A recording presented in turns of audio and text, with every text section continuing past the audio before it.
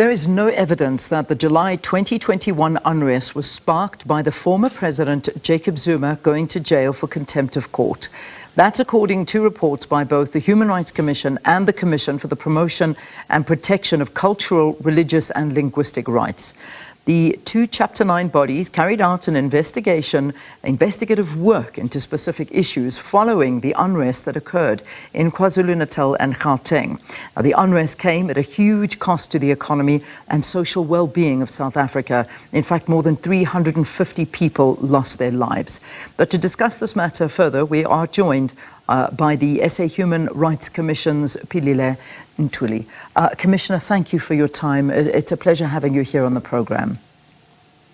Good morning, Leanne, and good morning to your viewers, and thank you for inviting us. A finding that was made, obviously coming out from this investigation, the Commission saying no evidence that this July 2021 unrest was sparked by the former President Jacob Zuma going to jail for contempt of court. Let's perhaps understand how you came to this conclusion. Thank you very much, Leanne. In the immediate aftermath of the July unrest, the Commission held an imbizo where we called various sectors of society to reflect, to reckon with what has just happened in the country, and to collectively come up with a strategy for moving forward. Out of this imbizo, it was quite clear that many South Africans who were present were calling on the Commission to, within the ambit of our own powers and mandate, to then conduct and constitute an investigation under the auspices of a hearing, under which we would call on South Africans and other members of the public to submit to us any evidence that they might have on the occurrences that would have happened in that week and a half or so. And we did indeed have a hearing from the 15th of November 2021 up until the 21st of June 2022, and we held this hearing in Durban and in Johannesburg, understanding that these two provinces were the most acutely affected by the July unrest, but of course notwithstanding that it spread across other provinces as well. By the end of the national hearing, the panel had had 54 oral testimonies, and we had received more than 120 written submissions. I also do think that it's important to clarify the questions that would have guided our investigative hearings. We were guided by 4 distinct questions. The first question related to the social, economic, spatial, and political factors that were prevalent in the various affected areas and the extent to which these would have played a role in the unrest that we saw in the country. The second question, which was issue 2, was we sought to unpack the causes of the alleged racially motivated attacks and the killings that would have occurred in townships and other residential areas across the country. And then 3, it would have been the causes of the apparent lapses in law enforcement by state security agencies in particular, but also the South African Police Service and the role of the private security companies in the unrest. And then lastly, the 4th issue would have been the causes of the July unrest with a particular focus on Gauteng and KwaZulu-Natal. Okay, so I think what's important and sort of to cut through it so that we can give South Africans a better understanding is the reality is that the evidence did point to an event that was well orchestrated, but the reality was the common purpose or intention behind the unrest remains unknown. So did it shed any more light? If we've excluded former President Jacob Zuma's arrest, what caused the unrest? I mean, there had to be a reason that this happened. Thank you very much, Leanne, for that very important question. It's important for us as the Human Rights Commission, but also as South Africans, to appreciate the context within which this unrest occurred. It's quite easy for us to fall into the temptation, especially when we look back, to remember only the incarceration, the unprecedented incarceration of the former President Jacob Zuma.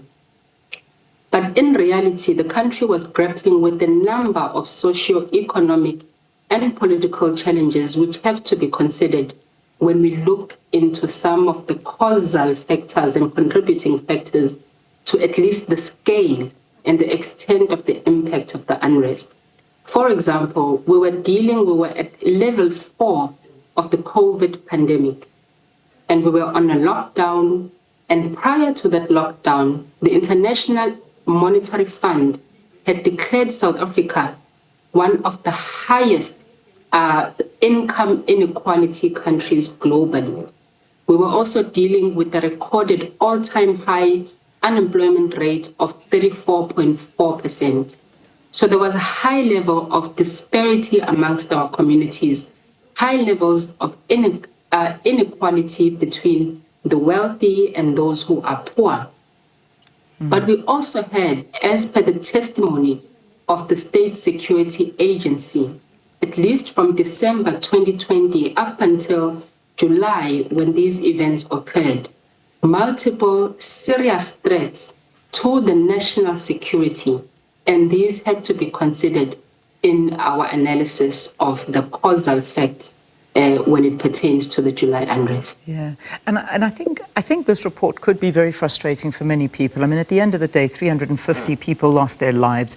This cost the economy in excess of 50 billion rand, and it's still very hard to understand what really was behind this and who actually orchestrated it, because I think that's what people want to know, is that who was behind this? We had, obviously, and I think what the report really did outline was that there were those that were the primary orchestrators, and then the secondary orchestrators were those that were more opportunists who saw that there was a chance for them to perhaps go in and take what they wanted. But those that were the primary orchestrators, where are we with that and investigations into that? Do we know who actually started this?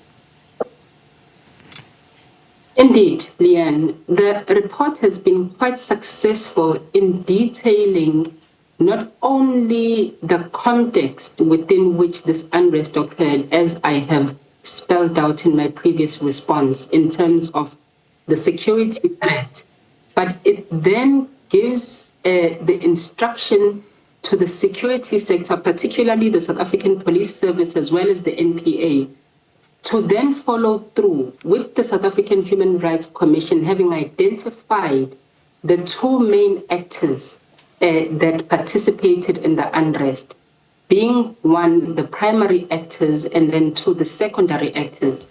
It then becomes the role of the South African Police Service to sift through these in identifying and revealing to the nation who the primary actors are.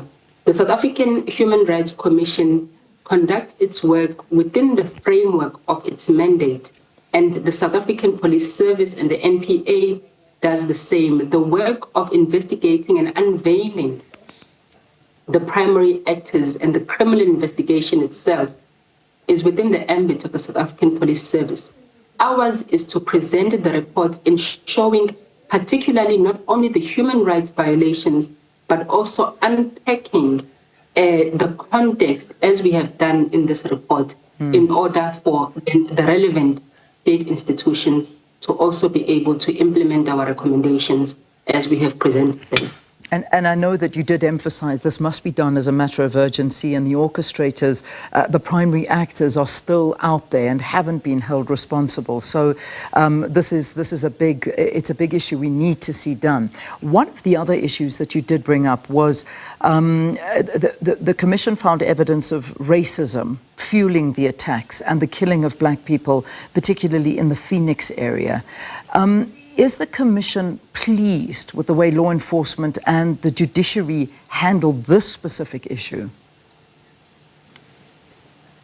Leanne, we are very concerned by the continued and sustained tension that exists, particularly in KwaZulu-Natal, between the various racial groups. And these tensions are starting to recur and expose themselves as we see the crisis of water, especially in these areas of Verulam, Phoenix, because these are the very same areas that were affected by the July unrest. With the water crisis, these very same communities are pointing fingers at each other. Now you have Umhlanga, you have Verulam and Phoenix, Tongat, and then you also have within these integrated communities. But even within the integration, you are seeing a pointing of fingers where the African communities are looking at the others and saying they have it better off. And the Indian communities are saying the Umhlanga are better off and they have access to water at their expense and vice versa. And we as the South African Human Rights Commission are calling caution to this context to say that the July unrest did expose these tensions, but not only as they occurred in July 2021 and as we are seeing them today, but they are looks like we're losing the commissioner there. Commissioner, have we lost you? Looks like we have lost the commissioner on that one. I think we may have gotten her back. Okay, Commissioner, I think if I can squeeze one last question in before I let you go, because it is less than a minute, and it's a question that we've been asking our viewers.